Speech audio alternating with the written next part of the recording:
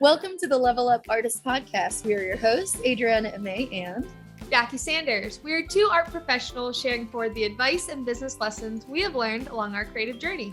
We talk to artists, leaders, and art professionals to demystify the creative process and discover new ways to succeed as a career-minded artist. If you find value in these conversations, please go ahead and subscribe. This will help other creatives like you find our podcast, and you'll be notified when we drop a new episode every Tuesday. On today's episode, we are so excited to be welcoming Heather Bunker to the podcast. Heather is an artisan business coach and business strategist. She helps creatives with the tools, training, and encouragement they need in order to build professional creative businesses. Heather helps creatives work through the uncomfortable parts of building their businesses. She helps them find clarity, create systems, market their work, stand out in the crowd, develop products that sell, and create brands that are professional and trustworthy. Her clients call her her therapist because she loves creating creatives grow personally and professionally. Thank you so much, Heather, for joining us today. Welcome. You're so welcome. I honestly haven't heard anybody say that bio, which is cool when you say it. I'm like, wow, I really do all that stuff. The list goes on. That was good, actually. Yeah, you definitely have a long list of action items that you help artists with, which is amazing. I know, it is really long, but it's hard to, I can't just say I help you build a professional brand, because I do a lot of other things, but it's just so more inclusive when I tell you, I don't just help you with your business, I help you with your life. And yeah, and so it's hard to say that in a way that makes sense. So cool. Yeah, I definitely love that bit about the business therapist. That's a lot of fun. It's like, I feel like I know I've heard if it's been put a couple of different ways. I think I like business therapists better for the most. I think the other ways were like a gentle bulldozer is one of them. Oh yeah, people through the uncomfortable. Or accountability partner. I've never been called an accountability partner, but I have been told that that's one of the biggest things that they need is just an accountability, somebody to push them. I feel like once you get started with them, it probably molds into that relationship. But I'm sure, especially those first couple of meetings with new clients, they just sit down. It probably does feel like therapy. There's like start venting about the stressors in their business and what they're struggling with. And so it's like, okay, you have to take on all of that emotion and all of that passion, because creatives are inherently passionate people, and then like translate it to them in a way that's constructive and helpful and has a strategy in place. That's exactly right. It usually ends up, I'm just like helping them digest what's going on in their own life and business. And then I'm kind of like just showing them in a simple way. It's so weird how we get stuck in stuck in our mess. And we're like, just need somebody to like, and it sounds weird, but just when you said that, you speak it back to them. They're like, oh, I never thought about it that way, Yeah, it brings so much clarity. Like hold the mirror up to them and you're like, you see, it's very clear to outside people what might be the issue here. Let's help you realize it too, and then move forward with it. Yeah, that's exactly right. And a lot of creatives get stuck in that overthinking. So it's good to have a little bit of a guiding hand. But before we dig into the meat of our conversation, the three of us met not that long ago at the time of this recording. The North Carolina Museum of Art was having an emerging artisans session, and they invited guests, and you were one of them, in the session where we met you. So that's initially how we met. You were talking about branding and helping creatives out. So that was awesome. And of course, after, the conversations were over, we're like, okay, we need to talk to you. Let's bring this in onto the podcast so we can talk a little bit more about this. But question for you, which kind of like digs into what the conversation was about during that call, and that's what we're going to dive into deeper today. How did you get started with branding and helping creative business owners? That's a great question, actually. Okay, so do you want the long version or the short version? We have time. Okay, so the long version would be, I mean, I've always been a creative and surrounded by creativity. My dad is actually a mason, but he doesn't just like lay brick. He did like all the beautiful stonework work. And my mom went to school for ornamental horticulture, so landscape design. Wow. And she also not drugged me. At the time, I probably was like, that's boring, Mom. But I went to all these great classes. She's an artist herself. So she would take me to ceramics classes, and I've got to like experience ceramics from a young age. And then my grandfather is a woodworker. He used to build, he actually had a tree business, and so he would make furniture. And so I started with my seriously, like every person in my family has some kind of craft story or art story. And so I was surrounded by it. And then in high school, I went to this vocational school, like toured it. Yeah. Called visual communications way back in the day.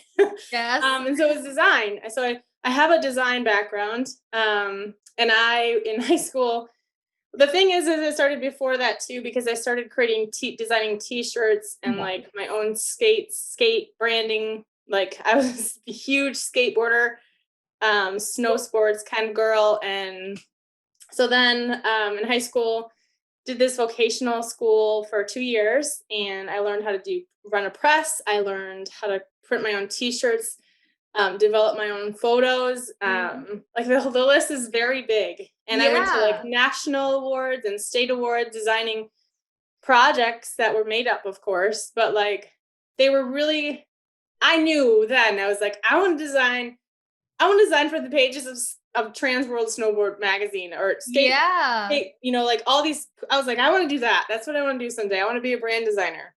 So I knew 15, 16, 17 that I was going to do brand design, and then graduated from the 2-year degree. And then the whole story is very long, but I'll just share like a kind of a snippet of it. But like, needless to say, I was homeless in high school for a number of years. My mom's a single mom, so we really struggled. And then my teacher at the visual communications class was a Christian, and he pushed me, like just knew that I had a passion and encouraged me and was just amazing. I had really good mentors. I also had another high school teacher. I should tag him in this and tell him, but his name is James Malone Beach. He's actually a metalsmith, and he taught me how to work with jewelry. And so I actually know how to do jewelry stuff too. And so cool. I just realized that I knew I needed to go in the arts, right? And I knew that I was really good at branding. And so I graduated high school and was invited by a stranger of like, I did not know her, but she was part of a youth group that I was part of. I don't know if you ever, it's called Young Life. It's a relationship based ministry. And I was invited by her one day after her daughter's equestrian meet. I showed up with these signs and like decked out in like the craziest outfit and was just cheering her on at this equestrian meet. And afterward, I'm mucking out the stalls. And her mom asked me, what are your plans? And I said, well, I want to go to California. I want to be a brand designer. I want to be a graphic designer. Right. And of course, it's like this lofty dream coming from like this homeless kid who doesn't really know where she's going to go after high school. And she's like, well, come live with us. And so like, needless to say, I was like, you're just kidding, right? No, she invited me, and I kind of passed it off. And 2 weeks before graduation, I called her and was like, is that really an offer where you're being serious? So I went to live with this family, and that's invited me in, made me a part of this family, and helped me pursue my dream as being a graphic designer, helped me apply to school and get, scholarships and get grants and get financial aid, and helped me like literally how to drive a car, because we didn't have a car growing up. Helped me with all these amazing life skills that I would have never known how to do, and helped me get into school. And I went to this really competitive university. And at the time, I didn't know how amazing this school was. I had like my eyes set on art school, right? Traditional route for a creative. And so thankfully, God knew that I needed a different background. And I went to Ferris State University, Northern Michigan. And it's very competitive. I think there were like 200 freshman students going in. Wow. You have a sophomore year portfolio review. And then there was 14 of us to go into the senior graduating class. Wow. So you have like a sophomore review and then 2 years. And if you don't pass, of course, your junior and senior year, then you might as well just give up and So it's really a program built on like weeding out like, okay, are you sure this is what you want to do? Are you sure? Yeah, because as you can see by the world, I mean, there's $5 graphic designers, there's of people who aren't really qualified. And so the program I went to was a business school, and I Perfect. learned economics and marketing and art history and all these crazy things that were like, at the time I was like, why do I need to know this? I just want to make things look pretty. Right. But it was so good for me. And then I ended up going and working for corporate America and working at agencies afterwards, and then got married, and I was like about to have my first baby, and I was like, this sucks. I don't want to do this. So I stayed home and I made it work. And I was like, who do I want to work for? Obviously, I can't just like crank out designs for random people, or who do I want to focus on? Right. So then I was like, who's my ideal person? And I was like, oh my gosh, it's creatives. Yeah. That's my ideal person. And so I set off on this journey, and here I am. What is it, like 9 years later, I think, from the day that I started focusing in on creatives, I think. So yeah, That's it's been amazing. I have Oh my a goodness. What a question. journey. Yeah. So Heather, you mentioned Michigan. Were you living in Michigan at the time? yeah. Yep. Okay. How long ago did you move to our area here in North Carolina? Okay, so Raleigh. I actually had my daughter in Wilmington, and so Okay.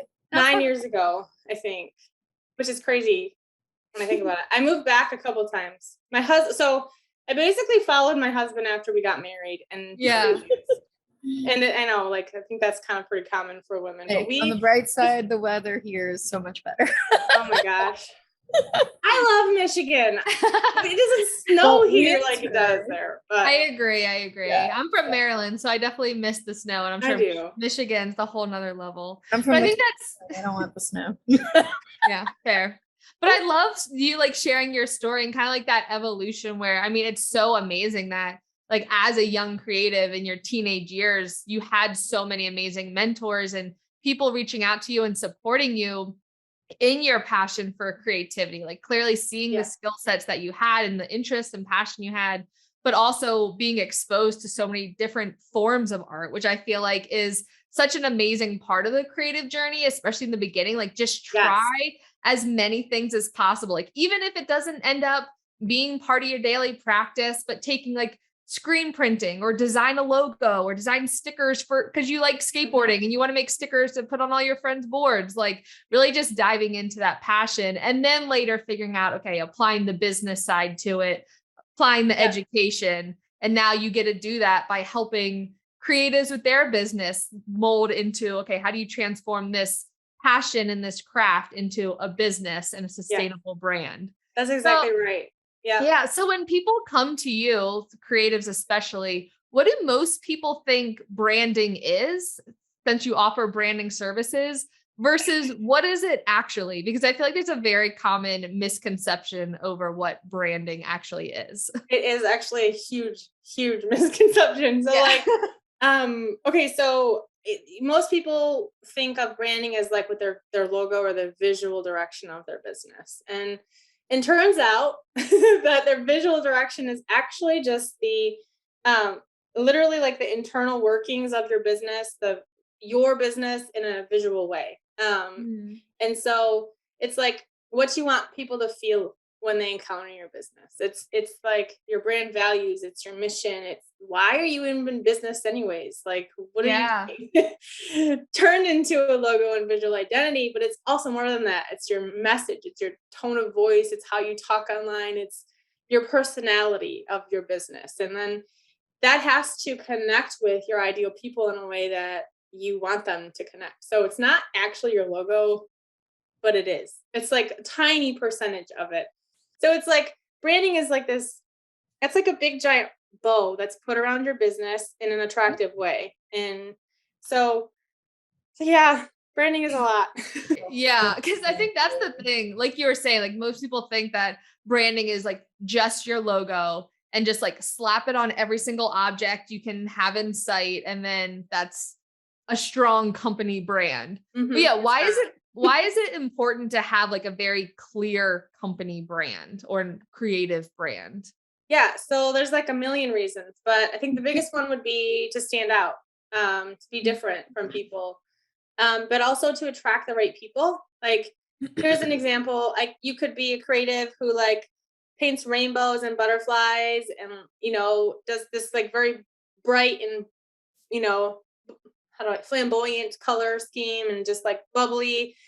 And you decide to go like with this like all black, like kind of gothic look. And, it's very like confusing, right? Like people would be like, who are you? When they see your work. And so, or like another example would be like, I've had people ask me that are weird, this is a whole other topic, but it could be a whole nother topic. But when people, I've had potential customers come to me and be like, I need help.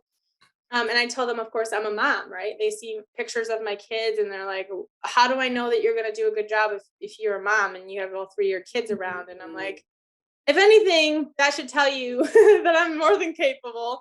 Yeah. But she was very put off by that. And I was like, look, I could pretend to not be a mom and be like in stilettos and a suit and always like polished in a very different brand, but that's not me.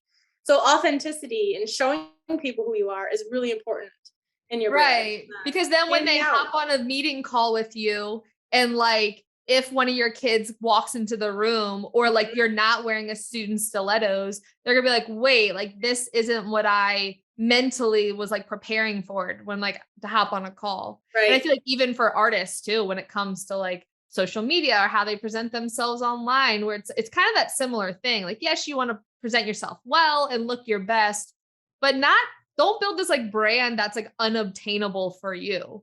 Like, yeah, authenticity is huge. And the other thing, like people connect more with real people. Like, right. I think, like I wouldn't be surprised if my kids came in during the call, to be honest. My one is taking a nap and I have 2 out there. I had a friend, volunteered to come help me this morning with some work, but she had to leave. And I was like, okay, whatever, I'll make do. Yeah. Like, but we'll just be wrong with it. It'd be weird if I like if my kids did come in during a client call and I'm all like decked out and they're like, Mom, why are you wearing that? Right. That's so yeah, fun. authenticity is big.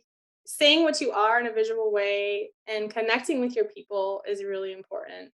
I think that's the question you asked. Yeah. Yeah. I love that. And I know when we were talking in the past, talking about like how you can then use your brand to present yourself to your future clients or future customers. You made this amazing analogy that I'm going to ask you to reiterate if you remember, talking about I do. the candy bar presentation or like birthday present. Because now every time I'm at this store, I think about this analogy and I'm like, yep, she's right. She's certainly right. It's true. Okay, so I brought up if somebody handed you or put 2 chocolate bars on a table and one was just like literally like a hand, like it would be like if your kids had like a chocolate bar and it was a little melty and they slapped it on the table, and then a nicely packaged, beautifully done, healthy, yeah, like a gourmet chocolate bar, shop. Right? You're gonna choose the one in the package because the package automatically connotates trust and cleanliness and a level of guarantee that you're probably not going to get sick or die of like salmonella poisoning or something. So branding is like, it's a beautifully packaged product, but it connotates trust to your people, right? So if you're creating a brand, you need to show up in your most polished way. And that means your packaging and your website, your message, your social media, all that stuff should be very consistent and very well packaged so that they choose you versus the person that's not so polished and kind of scary. So yeah. Really. While still coming off authentic and representative of whatever it is that you are offering. Because there's that. Yeah. Yeah. It's like, I always I know I have a hard time when I go to the grocery store because I always get distracted by all the packaging. My husband will laugh because I do pick things based on how they look, and I'm like, I should just buy this and take a picture of it because I think it's so great, Yeah. But like if you ever go to the grocery store and you find yourself, for example, I always use jam. Jam is like the most classic and comfortable thing ever. And you stand in front of like all the jams, the jams, and you're like, which jam should I choose to make my kids peanut butter and jelly sandwiches for the next week? And you're like, okay, this one looks like Grandma Gray's. This one looks like, it came from here, but this one is like really elegant. I think this would be perfect for like a date with your husband and a fancy peanut butter. Yeah. Right? There's a difference. And so your brand kind of, it tells people, okay, this is the cheapest one. All right, I'll just do that. My kids won't care, like, Right. so depends on your person and what kind of ideal person you're trying to reach. Is it the person who's looking for an elevated sandwich? A person who's like, I just need a sandwich to feed my kids. I don't care what it looks like, right? Jam is jam. you have like the person who's like, okay, I need a sophisticated palate lover, like Right. different tastes of jam. So you have to know who your person is, and choosing jam by its label is how it works. And yeah, so unless you go to a place like Aldi or Lidl, in which they only have one of each kind, right. which I will say, I'm like, as a person who went to business school as well and did marketing as my major, I am 100% that person you're describing, looking at all the labels and all the things. So it would take 3 hours in a regular grocery store. And I'm like, I don't have that kind of time. I'm going to the Lidl or the Aldi. I like Lidl too. I won't lie, but I make my own jam. So you can't, it's not based on brand. It's more like, what flavor do you want? And we're done. There's no like, their marketing and branding is very basic, but you also save money. So winning and pricing is important and part of a brand. Yeah, so, but like if I were going to do a table spread and invite my friends and do some kind of art activity, I'm not going to buy their jars. I'm going to buy the ones at the other grocery store, the fancy.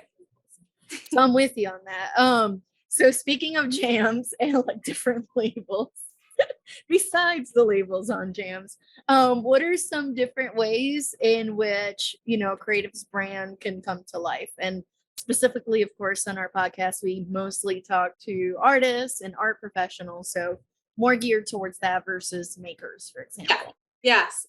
Okay. So for an artist, so the question is, let me just clarify it. How to apply branding to an artist, and how do we apply that to an artist? Like how would it show up for a creative? Yeah. So I would say you can create a brand, not just by like how like your visual touch points, so like your touch points, the things that your logo and stuff would be on. It's more across the feeling of like what your art is. So like consistency of style. What does your art say to people, and what's your message? I think that speaks louder than anything. So like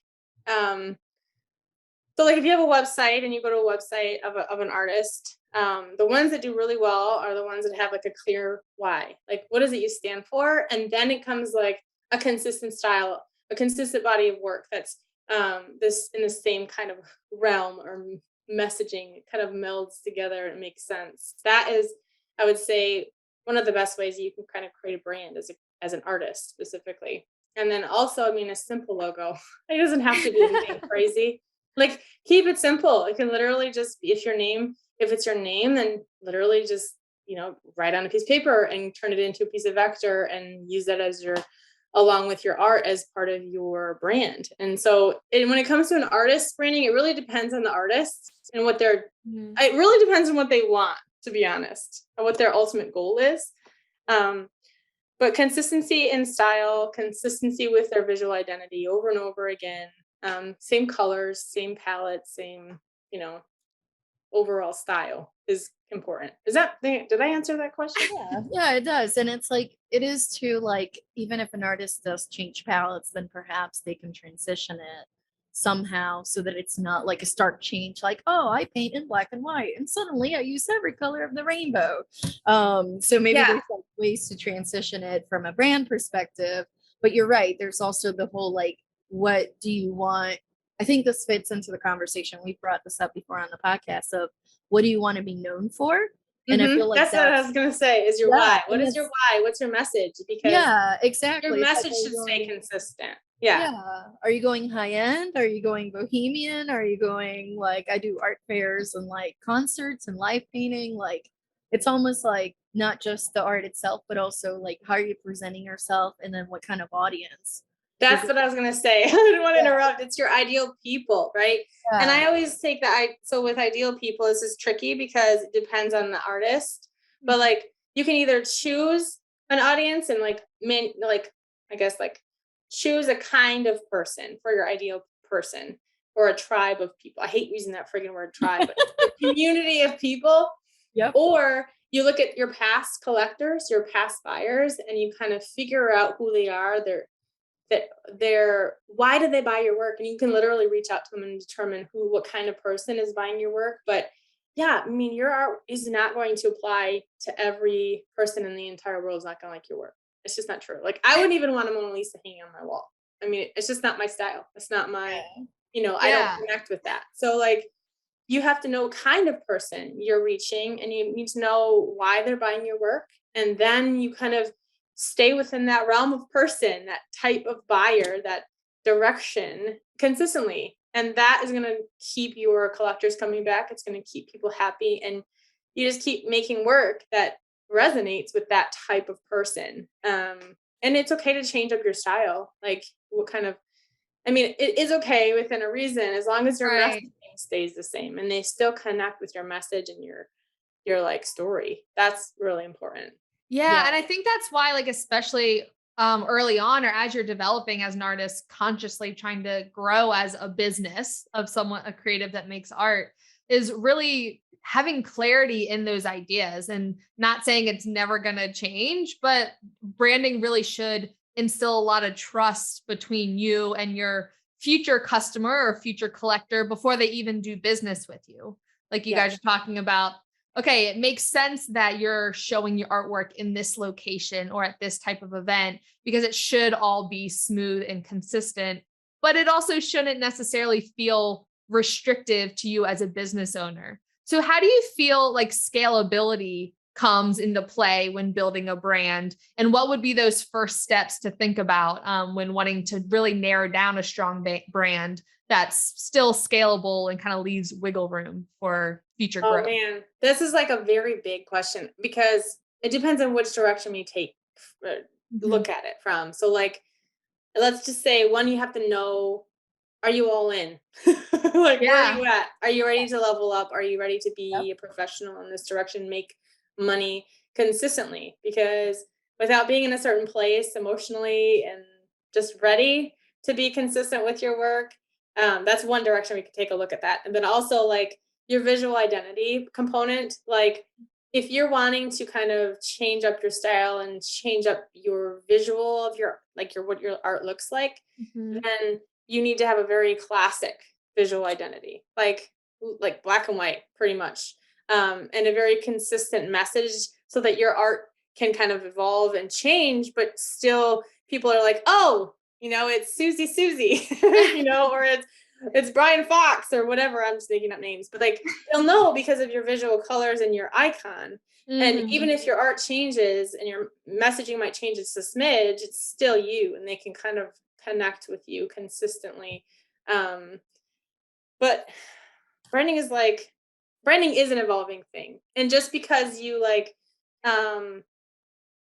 create a logo now doesn't mean it won't change. Your message might change, and then people rebrand all the time. Like, I mean, if you look at some of the corporate brands in the world, Coca-Cola, if you look at their 100-year-old history, their logo mark has, overall stayed the same, but it's changed a little bit over time. But you still know Coca-Cola, even if they were to go back to their vintage logo way back like 100 years ago, you would still be like, oh, that's vintage Coke, So you have to kind of think about your brand long term, but like at the same time realize that it's not going to always be the same. Once you rebrand, or once you create a logo and an identity, it's going to evolve with you over time. Like, my logo has changed. I actually should talk about that sometime. My logo has changed over the years, and my messaging has changed, and I've changed. And so scalability is really just trying to keep a consistent message and kind of a consistent logo, unless you completely change directions and completely switch up your company. But then that means you're switching it all around, and your ideal people might change anyway. So really, scalability is about choosing the right people as your community, and then just being consistent with your messaging and your visual identity over a really long time. 20 years from now, I don't even know what my business is going to look like, but I do know I'm going to be working with creatives still. That might change, but so keeping a long distance future out ahead of you, but also realizing that you're going to change with time, I guess. Did I answer that? Yeah, that actually makes sense. Okay. So pretend I don't know any marketing for a Okay. second and didn't do business instead of art school. Because in my brain, I'm like, oh, I would so want to love to talk to you about things like consumer behavior, ethics, and marketing. Like, my brain goes to all these different places, but that's different conversation, maybe a different podcast altogether. Yeah, let's do it. But for artists out there that perhaps depending what they could be in different stages of their career, but who feel like, okay, branding seems like a lot to tackle. Like, I can't even wrap my head around. I just want to make art and that's it. Like, I don't know how to even like dig into this. Could you, as an example, describe what kind of messaging you're trying to do with your own brand? Like, Yeah. if somebody, it's not like they're in the car listening to this podcast, of course, like, how would you describe kind of like what you're trying to get across with your brand, and maybe like what some of the elements are that you find important with it? Yeah. So my own branding, for example, I want people to feel comfortable and confident and know that I'm a professional. Because obviously there's a whole bunch of different people in the world that are spewing out brand messaging and graphic design and business stuff. But I really want to have a relationship with my clients and I want to help them grow long term. And so I want people to, when they see my work, see me or see any of my like ads or social media, whatever out there, I want them to know that it's me with the visuals that are the same. And I want them to feel confident in me. I want them to feel comfortable and I want them to realize that I am like fun and still like a little different. I'm not like every person out there. And so if you look at my work, this is what I always say. It's so funny, actually. You might get this if you go to my website or any of my social media. If you were to take Audrey Hepburn and Tony Hawk and they had a baby, that would be Heather Bunker Branding Co. Okay. So like classic. Do you see it? I want to know. But so it's like classic meets skateboarder, classic punk, mixed in with like, I know it sounds weird, but like wearing fancy hats to a wedding, kind of thing. Like I want to be classic and like boisterous and bold at the same time.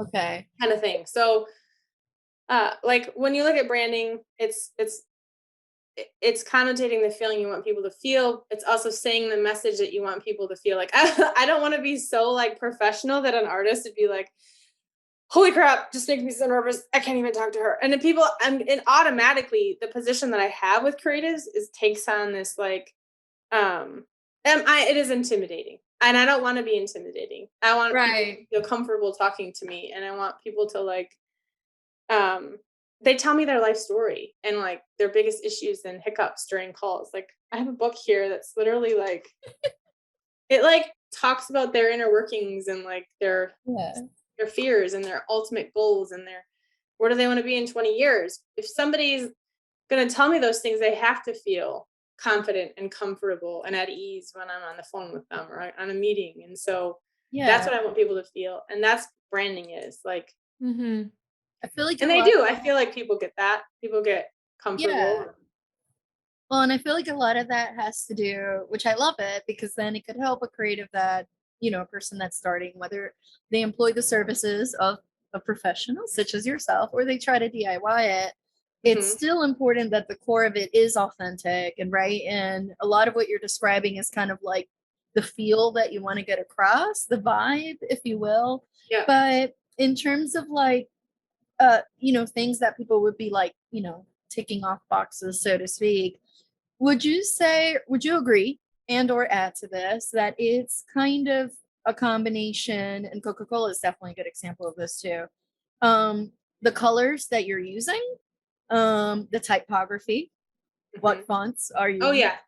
So if you wanted to break it down, it would be like, I mean, your visual identity is like, depends on what colors you're using and how you color theory and all those things. If you wanted to bring it down to like the basics of good design, typography is huge. Yep. I would say that's actually the most important part of a brand, along with color. So color and typography are, I think, the two most important things, because typography can either make you feel really sophisticated or make you feel very manly and masculine, or like, depending on what kind of fonts you choose, or it could be handwriting even, it totally says a message in itself. So choosing the right fonts, choosing the right typography, and how you lay things out can say something very different, how you arrange fonts. And then colors, like, as artists, we know the power of color, and we know like color is important, and different colors make people feel different things. So like even in my own visual identity, my favorite colors, I mean, I like teal. Actually, teal is a part of my brand and I use it. But I like navy and I like blue and I like all colors. I'm like I hate choosing, but I know that I can have to be consistent with my colors. And so you have to be very consistent with the colors you choose if it's going to be a part of your brand, and not necessarily like, so like let's just say you had a product line, or in your case like a line, a gallery of work that is a certain style. The colors are probably going to be the same, right? But if you're going to change up your colors and your style and go with a different, different style, your visual identity should always stay the same. So the colors and your visual identity should be consistent no matter what, even if your paintings change over time. So honestly, I feel like black is classic and grays are classic, and maybe one other color would be safe. Something that you use consistently in your art, no matter what. So let's just say it's like you use black and you use my favorite color, teal. And then you put teal in all your work somehow, even if it's just like a tiny smidge, then it would make sense from here on out. But if you're going to do like yellow and blue and green and whatever, your art better stay pretty consistent and be like pink and green and blue, like it's just like that.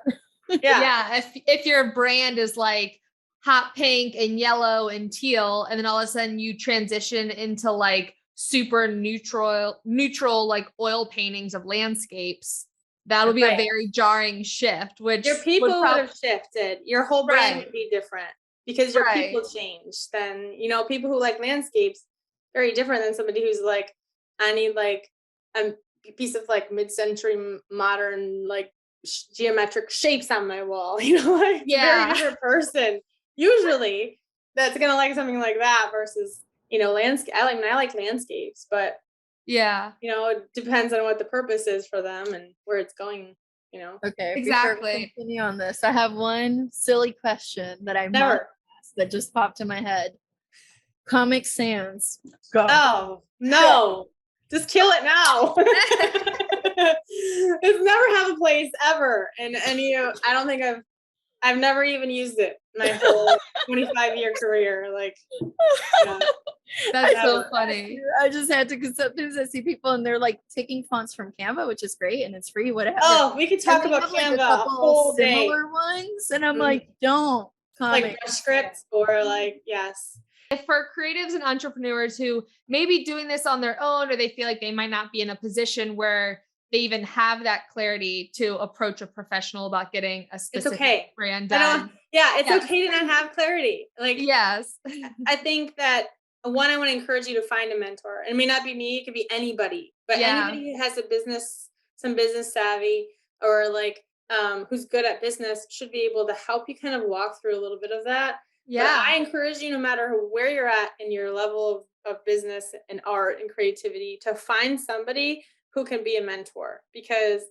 mentorship, even for me, I have mentors. Like, I still reach out to people. What do you think about this idea? What do you think about this? Does this fit? No, it doesn't work. It's always good to have somebody to bounce ideas off of, to talk about our business strategies with. And it's okay to not have everything figured out and all the ducks in a row.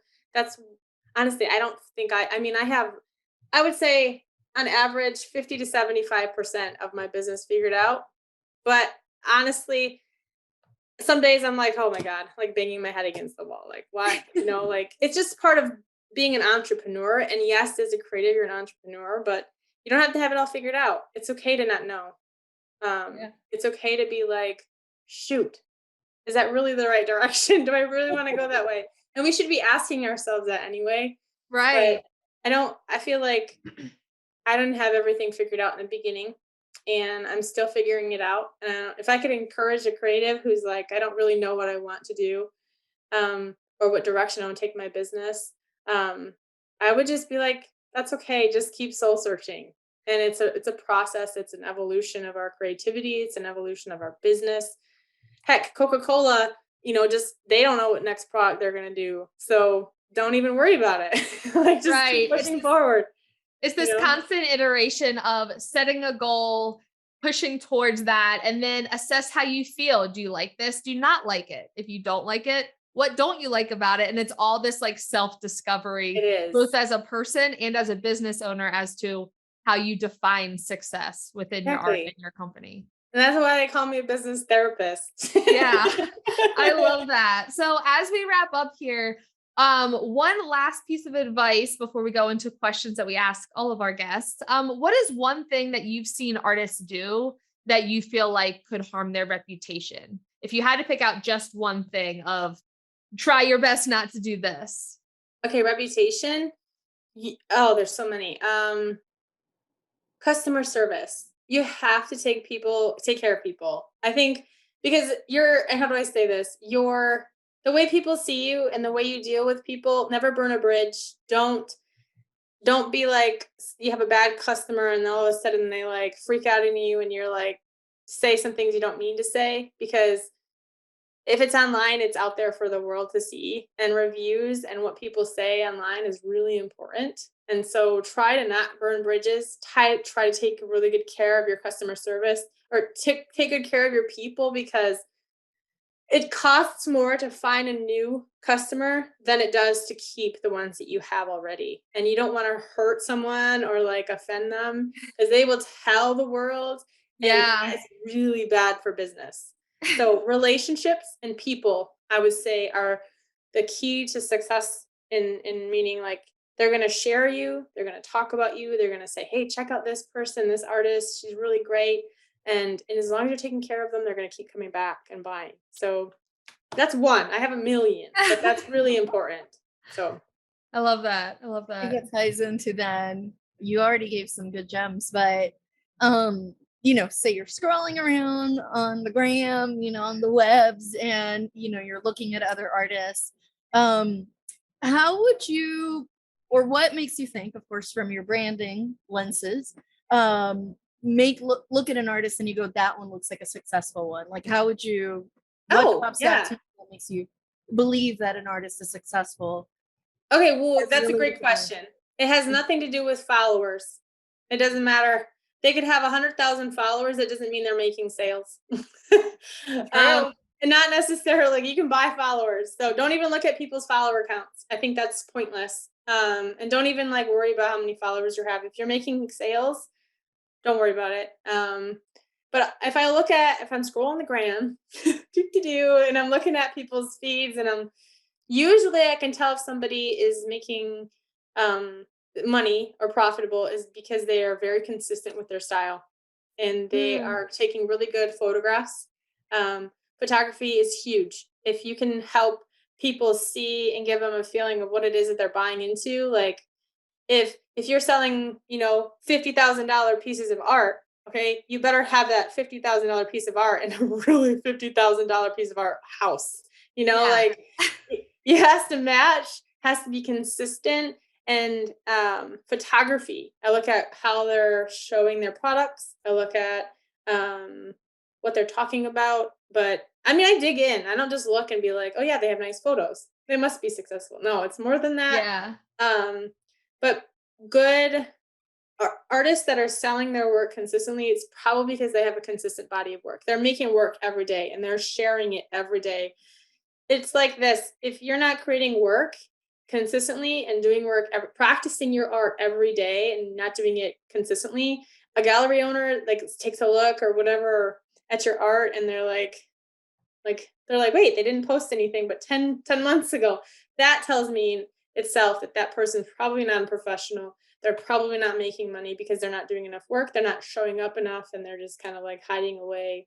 Um, yeah, so those are like the indicators to me that say somebody's probably successful if they're consistently showing up, showing a consistent body of work, and taking good photos and creating a really good experience online.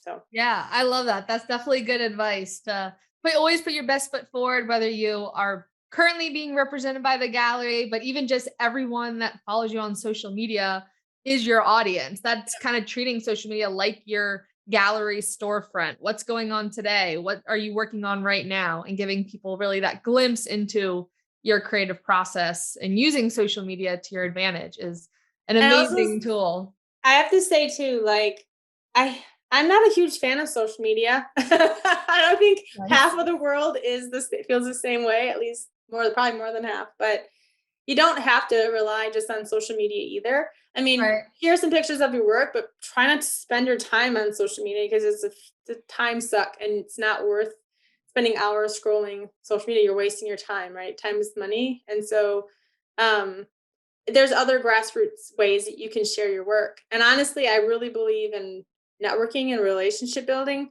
over social media. And that's why I use social media, is because I connect with creatives I could never have had the chance to connect with. One of the most powerful ways for me to even make sales is to go to art shows. It's to show up where people are and just build relationships with people. And so I want you to think of like social media as a way to just connect on an emotional level and a personable level. And so there's other ways that you can make money outside of just posting on social media all day. And so look at it as an opportunity to connect and be personable with people and show up. But don't look at it as the only means to an end in your marketing plan, because it's Definitely. not the only way. Yeah. I It's was definitely like just close to like offering a counter perspective, but you just did it, because I was like posting every day. That seems like a lot. And depending, there's also like perhaps like a generational thing too, or an age thing, depending what generation people are from, whether they even feel comfortable with it. And if they have an established career where they already have galleries and representation and museums and things, like they don't have to post like at all if they don't want to. So like they're already making money like some other ways. But no, thank you for sharing that. I really like, I just feel like people need to connect more. And it's a relationship building tool. Yeah. It's not like your billboard. It's not for you just to like show off all the time, but it's like to be transparent and to be authentic and things that you talk about in terms of showing that strong brand. And I feel like maybe even by sharing on social media, you might be able to discover things about your brands. Like, what things do you want to highlight about yourself and your work that you find valuable for people to know? But also, that isn't the end all be all. It's about relationships and connecting with people and creating content that does that. You have to and the other thing is, it's not about, like, I know it sounds weird, but to say this, it's not about you. It's not even about you as the artist. It's about how you make your people feel. So that could literally be like, here's how you hang a piece of art really easily. Here's how you, if you don't want to pay for it, here's so, whatever, somebody's name to hang your art. Or, it's like thinking about what your people are struggling with, and how can you like make it easy for them to reach out to you? Are they wondering about commissions? Are they wondering what it's like to work with you? Are they wondering, what kind of questions do you think they have, and how can you answer them? What are the stories behind artwork that you're making? So maybe sharing glimpses and pieces of your artist statement throughout different posts, or what tools do you use to make your pieces? Give them further insight into the process so they can maybe appreciate the end product more. All of those insights of like, if you were to have an open studio right now or be at a market right now, what are those questions that people are asking you? Which I find so much value in events like that, of like, even if you don't make any sales of work, which hopefully you do, but even just gather that information of like, start writing down all the questions people are asking you. Because if they're asking you, I guarantee you 10 other people have those questions about your work. And that's this type of messaging that you can put forward with your artist statement or your brand or social media content. Actually just talking to another artist the other day. I talk to artists every day. Who am I kidding? One of the artists I spoke with the other day said, speak for your art. And I thought that was genius, because I need to talk about that, because art doesn't just speak for itself. I mean, it's beautiful, but like, you can't always tell from like the piece on your wall there. I can't tell what the story is behind your art, like, you need to speak for it. You need to share where it's coming from. Why did you create that? What's the story behind it? And share the message, share your why, right? Because that's what people connect with. Yeah, they might like the piece and it's beautiful. It might look cool in their country house, but why? Right. You know, Exactly. hear your story and speak about it. I thought that was really funny. It's common sense, but you have to speak for your art. And if Yeah. you won't speak for it, then you're letting somebody else speak for it if they're willing to do that. But Right. then it just goes that, it's like you just don't show up, and that's not good for business. So Yeah. And that's the empowering thing, I feel like, as an artist and as an entrepreneur, is like you do have that power to speak for your work. yeah. But obviously you have so much experience with branding and the creative journey and helping all of these artists on their creative journey. But what is one piece of advice you wish you had heard before you had gotten started on your creative journey? Yeah. Okay. So, I would say pick a person. Because in the beginning I was just a freelance. I was just kind of like winging it, and I was like, why am I not doing what I'm supposed to be doing for, like, I know how to grow a brand, right? I obviously like know how to do that, but I was like just doing freelance for a random um design agencies. And then I was like, this isn't really what I want. What do I want? And figuring out what it is you want and then picking a person.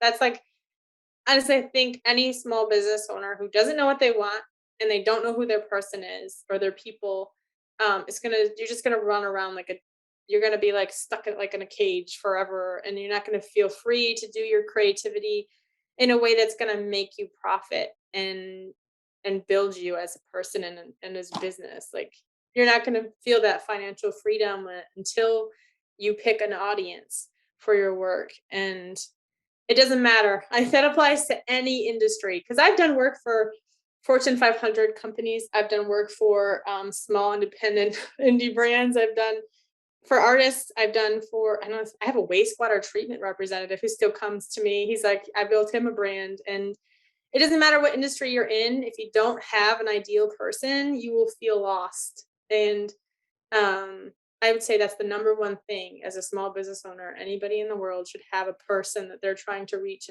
And the reason, and I feel like I could talk about this forever. If you don't have a person, then you won't know where to find them online. It's impossible to market to the entire world, right? Unless you have an unending budget of like billions and billions and billions of dollars, right?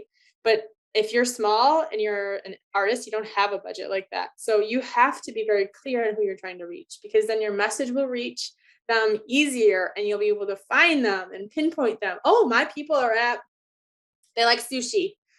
They like this.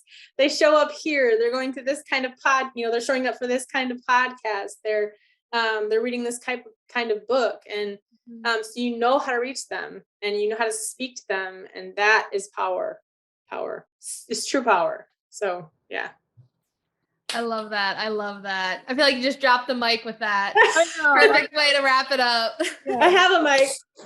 Oh, Wow, even better. and then Heather drops the mic and walks away. That would be funny, right? We're like, okay, I guess we're done. Oh my goodness. Well, but before you drop the mic and walk out of the room, one of the last questions we generally ask our guests is, if you had $100 right now, what would you splurge on or invest in? It has to be something that brings you joy and relates to your art or business. Okay, well, you're gonna think this is funny. It's actually the simplest thing. I need a bigger vase. I want Ooh. it's weird and random, but I love flowers, and I'm always looking for this is an example. So this is actually, I'm gonna drop the name of this Pink Moon Ceramics, and I love her work, but I've used this I vase love million times. Hey Jenna, if you're listening. Right? I'm dropping her name because I love her work, but I love buying artists' work. And so I would probably buy a larger picture that I'm like a functional type of person. I like to be able to use it for multiple things. So Yeah. I want a picture that's big and beautiful. I would say around $100 at least for a picture, but Yeah, that's perfect. Oh my goodness, I love that. As creatives, I feel like you have to just sprinkle those things that bring you joy into your everyday life, and because that affects the energy you bring into your business day. Yeah, and I love her work too. She was by the studio just a couple weeks ago. awesome. So, Yeah, she's one of my favorites. I need to actually get some more stuff from her. I actually told her that the other day. And but yeah, I'm always buying art. I'm always trying to support the community, and So I would probably buy a piece of art, something like that, to like even make me feel better. Perfect. I love that idea. Well, speaking of supporting each other, where can our listeners stay connected to you after the episode, and what potential upcoming projects are you looking forward to that maybe people can get excited about as well? Yeah, you can follow me on Instagram. Probably the easiest way is to send me a DM on Instagram at Heather Bunker Branding Co. And I would say, so I am launching a course this fall. It is a like all-inclusive. It's got everything you need to know to grow successfully as a creative business, from your mindset, self-limiting beliefs, to goal setting, to talking about taking care of your body, and tips and tricks for being like, to getting in a 15-minute workout, to taking care of your time and being very strategic with the time that you have. As a mom of 3, like little ones, my husband actually got home early, so I heard him come in. You might have heard that on the podcast, but I don't know if you did. You have to take care of your body, you have to take care of your mind, and you have to take care of your time, but also your finances. So I literally work through all these different things, give you done for you tools, and then at the end, it's the brand strategy stuff, it's the website. I give you templates and tutorials and all kinds of things that work you through the whole gamut of being successful as a creative. So I'm launching that full on this fall. And so you could stay connected with me. I have it live online. It's mymakerschool.com. You can look that up on Instagram as well. I don't have a big following because I haven't really shared it with the world, but I do have 10 students already, which is exciting. So yeah, you can probably stay tuned, and I'll probably start launching that like crazy shortly. But yeah, so that's what I've got going on. Yeah. Keep an eye on the intranets. Yeah. As you release these different courses and whatnot. That's super exciting. We're so glad that you joined us on the podcast today. I'm so glad too. This is really fun to talk. A lot of advice gems throughout, I hope you were like, this was worth it. Thank you for spending the last hour. It was definitely worth it. And especially, again, Jackie currently works in marketing, and I come from a marketing background. So I'm like, yep. But sometimes they need to hear it from other people too. So yeah, I'm like, check. Yeah. Yeah, I've been listening to you guys too. I listened to a podcast the other day. I forget which one it was, but I was impressed with it. So I've been listening here and there when I have time in the car when I'm alone without kids. I don't want to listen to that stuff. But we love that. Yeah, it sounds like, so much of our methodology and mindset when it comes to business and creatives is so parallel with each other. So we could easily talk all day, as explained by this long episode. But thank you so much for joining us today. It's been so much fun. Thank you guys for having me. I really appreciate it. Of course. As always, all of the links that we mentioned today, including how you can stay in contact with Heather, will be linked in the show notes, where you can find our blog and episode notes, as well as links to all of our other podcast episodes. Yeah, and if you want to stay connected with Jackie and myself, you can reach us through social media. I'm at MA Art across all platforms. And I'm at J Sanders Studio on all platforms. Or you can follow the podcast on Instagram at Level Up Artist. Thank you so much for listening. We'll talk to you next week.